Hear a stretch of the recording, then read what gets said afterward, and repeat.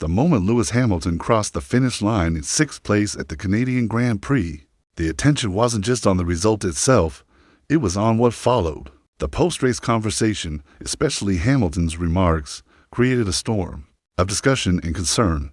His words were not just about a disappointing race, they were deeper, more direct, and clearly intentional. What he said was powerful enough to shake Ferrari from the inside. It wasn't the usual frustration that drivers show after a bad result. This was something much more serious. Hamilton spoke about problems that go beyond just the performance of the car. He exposed cracks within Ferrari's foundation, problems related to communication, structure, culture, and even decision-making. Hamilton's statements pointed to something that many people in the paddock have suspected for a long time, but few have spoken openly about.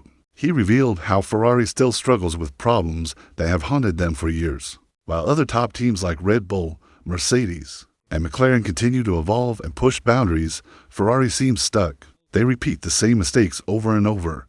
Instead of adapting to modern Formula One, they often fall back on tradition and guesswork. Hamilton made it clear that this isn't acceptable anymore, not for a team that wants to win, and certainly not for a driver who came to Ferrari with a goal to win his 8th world title.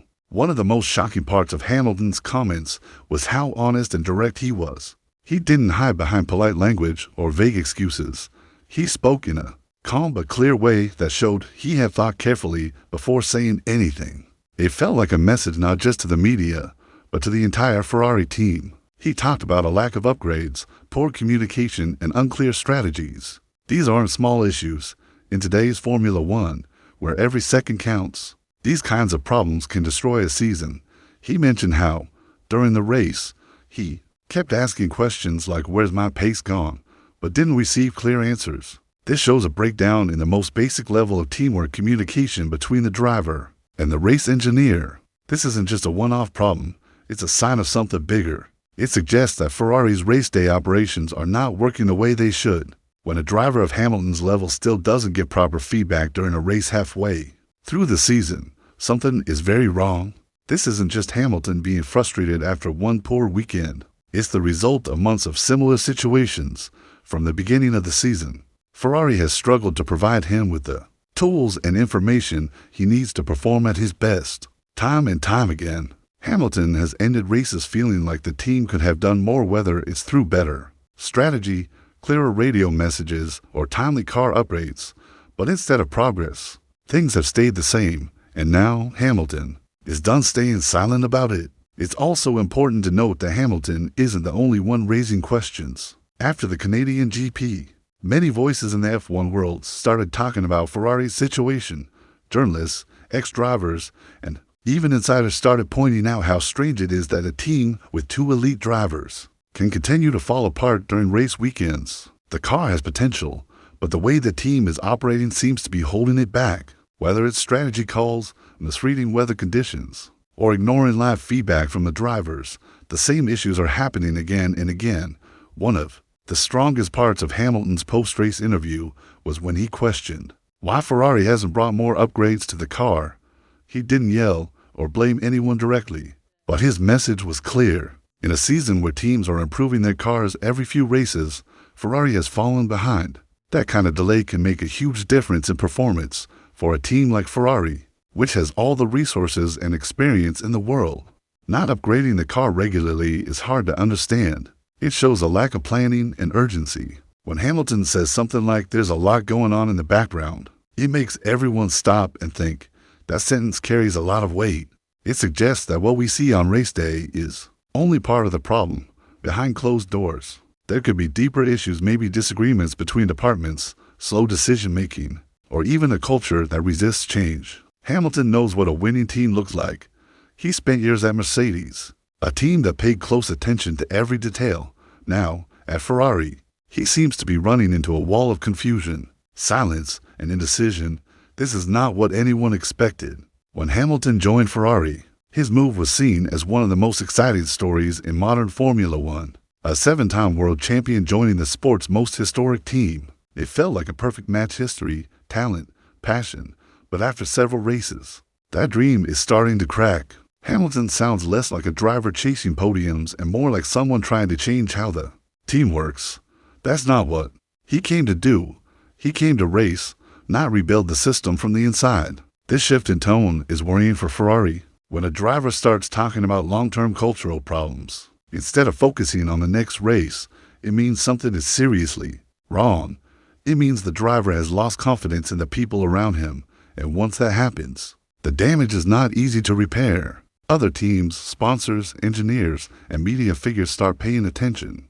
They start asking questions about what's really going on inside Ferrari. The team's public image starts to suffer, and it becomes harder to attract the best people. Hamilton's experience makes this situation even more alarming. He isn't a young driver trying to prove himself. He's one of the greatest drivers in the history of the sport.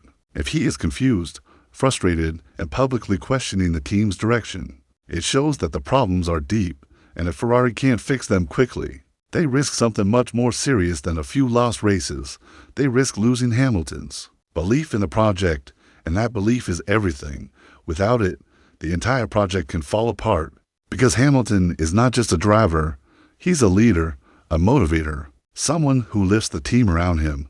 But he can't do that if the team doesn't listen. If they continue ignoring his feedback or delaying important decisions, he will stop trying to push the team forward, and when that happens, the team will lose its most valuable asset, not just his driving skills, but his experience, vision, and leadership.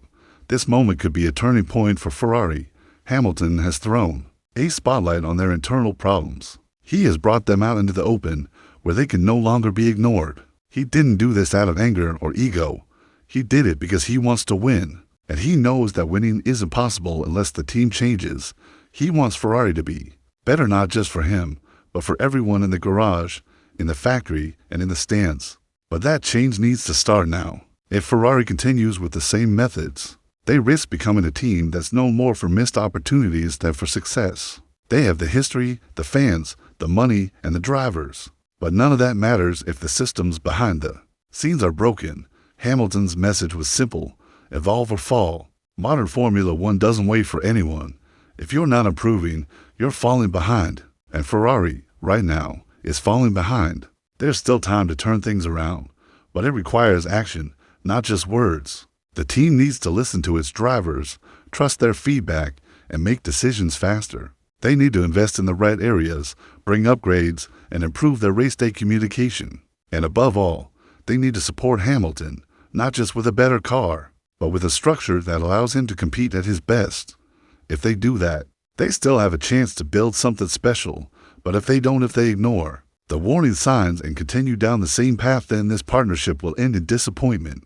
Hamilton won't wait forever. He has already achieved more than most drivers could dream of. He doesn't need Ferrari to prove anything. He joined them because he believed in the challenge, the passion, and the promise of something great. But that belief is being tested now like never before. The next few races will be critical, not just for points or podiums, but for the future direction of the team. How Ferrari responds to Hamilton's criticism will show whether they are serious about competing at the top level. Will they admit their mistakes, make changes, and move forward?